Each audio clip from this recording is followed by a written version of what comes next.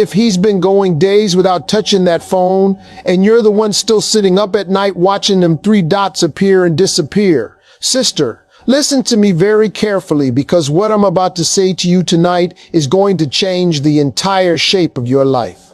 I know about the silence. I know about the read receipt with no reply.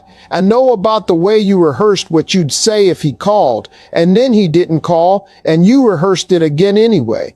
I know you feel replaced, forgotten, disrespected, and invisible in a story you used to be the main character of. And by the time I'm done with you tonight, you will not be that woman anymore.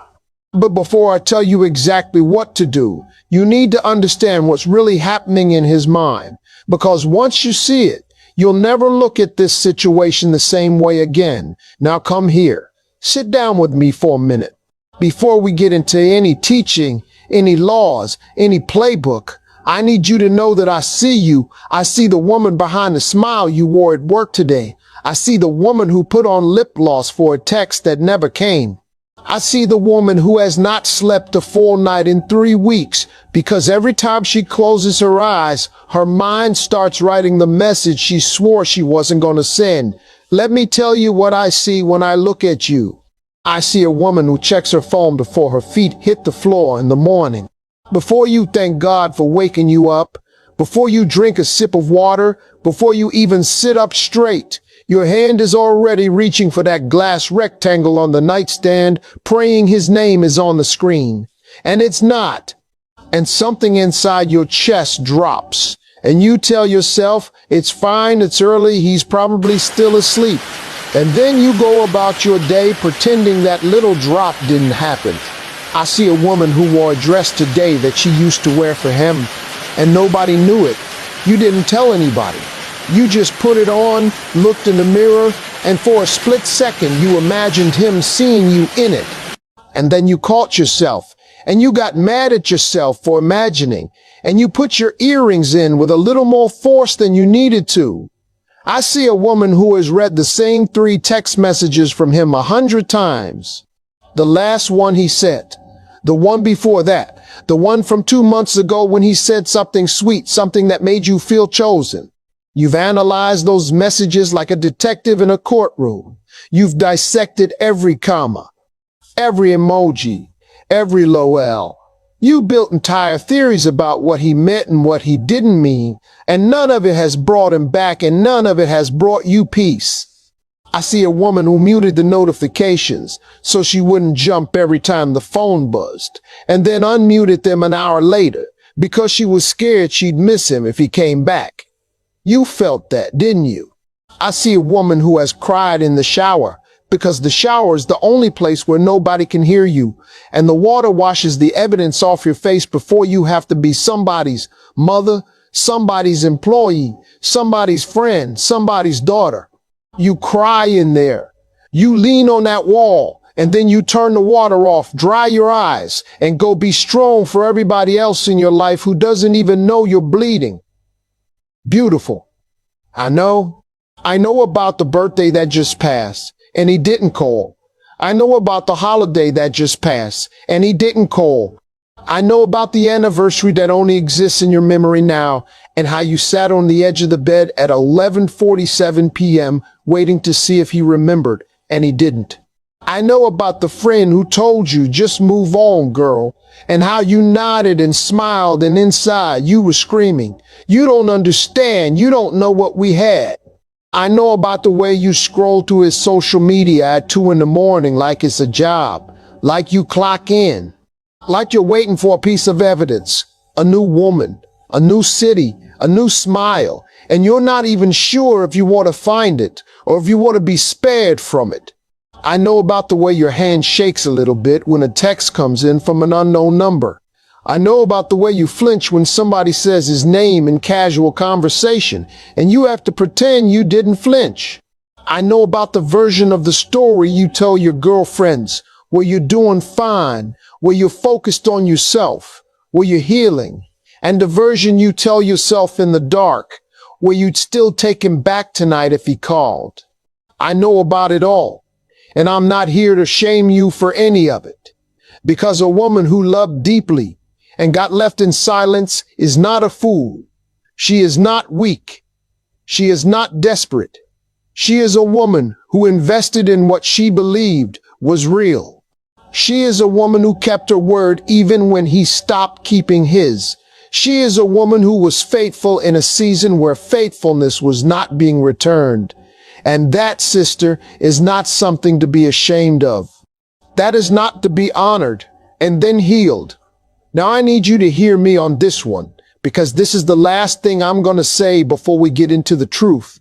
Your pain is real. Your pain is real. Your pain is valid. Your pain is not exaggerated. Your pain is not too much. Your pain is the receipt of a heart that showed up. And any man, any woman, anybody who has ever told you to just get over it, they have never loved the way you love. So we're not going to get over it. We're going to get through it. And by the time we're done tonight, you're going to walk out of this on the other side as a different woman. But here's what happens next. And I need you sitting down for this part, because now I got to take you inside his mind. I got to show you what's actually going on in that silence. And once you see it, once you understand what he's really doing and why he's really doing it, you will never, and I mean never, beg for another crumb in your life again. So don't move. Now listen to me carefully. Everything you have been told about why he's acting like this is wrong. Everything. They told you he's just busy. They told you he's just stressed. They told you he's just stressed. They told you he's just going through something. They told you men process differently. They told you to give him space. They told you to be patient. They told you to be understanding. They told you to be a good woman and wait. And you did. You waited. And the silence got louder. And the waiting got heavier. And now here you are, Mudsid, still holding on to a story that stopped writing itself a long time ago. Let me tell you something. A man does not go silent on a woman he is afraid of losing. Period. Write that one down. Underline it twice. Tape it to the mirror. Read it to yourself every morning until it stops hurting and starts freeing you. A man does not go silent on a woman he is afraid of losing. If he was afraid of losing you, he would be terrified of your silence, not comfortable in his. If he was afraid of losing you, 3 days would feel like 3 months to him, not the other way around. If he was afraid of losing you, you would not be sitting here tonight wondering what he's thinking, because he would be showing you. So the question is not, why is he silent? The question is, why did I make it so easy for him to be silent? Now don't get defensive on me. I'm not blaming you. I'm freeing you. Because if the problem was him, all you can do is wait. But if the pattern was you, beautiful, that means you have the power to change it. And that's the good news I'm bringing you tonight. Let me tell you what men are actually doing when they go quiet. There are 3 kinds of silence, and I want you to know which one you're dealing with. The first silence is the coward silence. That's the man who doesn't have the courage to tell you it's over, so he lets it die in a group chat with his boys. He ghosts you not because he doesn't feel. He ghosts you because he doesn't want to feel accountable. He's not a mystery. He's a coward wearing the costume of a mystery. And you, my dear, have been decoding a costume. The second silence is the strategist silence. That's the man who knows exactly what he's doing. He pulls back to see if you'll chase. He goes quiet to test if you have the discipline to leave him alone. He's not confused. He's calculating. He's checking to see if you're the kind of woman who will fold under the pressure of absence. Because if you fold, he knows he can leave and come back forever. He knows he can put you on the shelf, live his life, date other women, and pull you off the shelf whenever the shelf gets lonely. He's not silent because he doesn't care. He's silent because he's studying you. The third silence is the killed it silence. That's the man who has genuinely, quietly, without drama, moved on with his life. He is not thinking about you the way you are thinking about him. He is not sitting up at night. He is not rehearsing conversations. He has closed a chapter in his mind, and out of what he thinks is kindness, he has decided not to tell you. So you sit there interpreting the silence as complexity, when it's actually just closure. His closure, not yours. Now here is what nobody's telling you. In all three of those silences, the answer is the same. Do you hear me? In all three, the answer is the same. You disappear. Not dramatically. Not with a speech. Not with a goodbye. I hope you're happy text. Not with a block and unblock and block in the A-ish performance.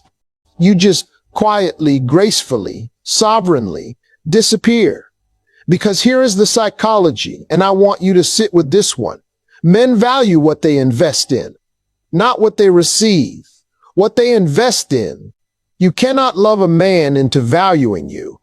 You cannot text him into valuing you. You cannot cook, clean, apologize, or explain a man into valuing you. He values what costs him something. He values what he had to work for. He values what he cannot access on demand. And if you have been available on demand, answering every text within 7 seconds, canceling your plans when he suddenly appears, forgiving without a conversation, chasing him after he pulled back, then, beloved, you have accidentally trained him to see you as free. And nothing free is ever protected. Nothing free is ever valued. Nothing free is ever missed. I've seen this 1,000 times. Let me tell you about a young woman I once knew. I'll call her a sister, because that's what she was to me. She came to me broken. Same story. Man went silent. Weeks turned into a month. She had done everything right. She had been sweet. She had been patient. She had been understanding. And I sat her down and I asked her one question. I said, baby, when was the last time he had to wonder about you? She looked at me and she said, what do you mean? I said, when was the last time he had to sit up at night and wonder where you were, what you were doing, if you were thinking about him, if you were even his anymore? She got quiet. And then she said, never. He's never had to wonder. That was the whole diagnosis. Right there.